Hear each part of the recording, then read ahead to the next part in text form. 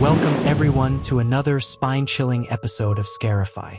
Today, we delve deep into the terrifying true crime story of John Wayne Gacy, the man who haunted the streets of Chicago and became known as the Killer Clown. John Wayne Gacy was the epitome of a community man. Born on March 17, 1942, in Chicago, Illinois, he seemed like your average neighbor. By day, he was a successful building contractor, and by night, he transformed into Pogo the Clown, entertaining children at local parties and hospitals. Gacy was well-liked and respected in his community, known for his involvement in local politics and charity events. But behind this cheerful facade lurked a monster with a dark, sinister secret.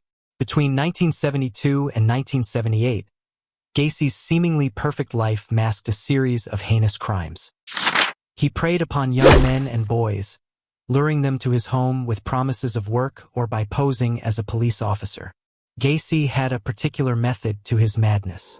He would often meet his victims at bus stops, parties, or even outside stores, offering them construction jobs or enticing them with the lure of drugs or alcohol.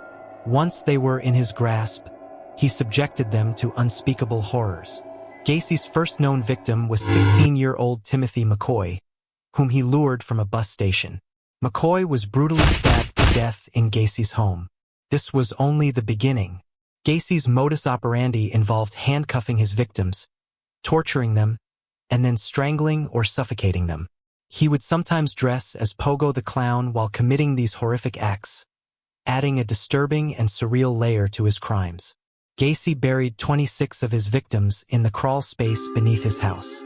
The crawl space became a macabre tomb, filled with the decomposing bodies of young men and boys. As his killing spree continued, he ran out of space and began disposing of bodies in the Des Plaines River. The stench from the crawl space grew so overwhelming that Gacy covered it with lime and concrete to mask the smell.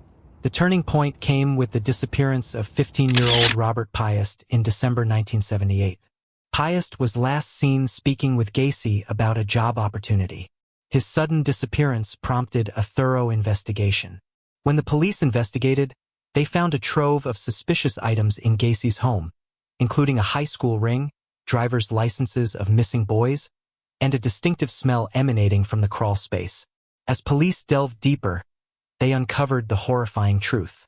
Gacy's home was a house of horrors. A more thorough search revealed the remains of 29 boys and young men. The police also discovered a trapdoor leading to the crawl space, where they found bodies buried in shallow graves, some stacked on top of each other. It was a sight that shocked even the most seasoned detectives. Gacy's trial began in February 1980. The sheer scale of his crimes and the cold-blooded nature of his confessions shocked the nation. Gacy attempted to plead insanity, claiming that his actions were the result of multiple personality disorder. However, the overwhelming evidence and the harrowing testimonies of survivors and family members of the victims sealed his fate. On March 13, 1980, Gacy was found guilty of 33 murders and sentenced to death. Gacy spent 14 years on death row at San Quentin State Prison. During his time in prison, he showed little remorse for his actions, often blaming his victims for their fate. He spent his days painting, creating disturbing images of clowns and other macabre subjects. On May 10, 1994, he was executed by lethal injection, marking the end of one of the most infamous chapters in American criminal history. John Wayne Gacy's story is a stark reminder that sometimes the most terrifying monsters are those who hide in plain sight, behind the masks of ordinary life. He was a man who wore many masks, but none more frightening than that of the Killer Clown. For a more in-depth look at this case, I highly recommend watching the documentary Killer Clown, The John Wayne Gacy Murders, 2019. This documentary provides a comprehensive look at Gacy's life, crimes, and the investigation that ultimately led to his capture.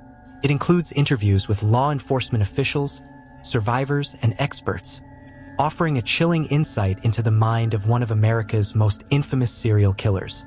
Thank you for joining us on this dark journey into the life of John Wayne Gacy.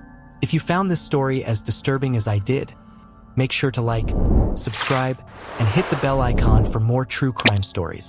And remember, stay vigilant and keep an eye out because you never know what horrors might be lurking in your own neighborhood.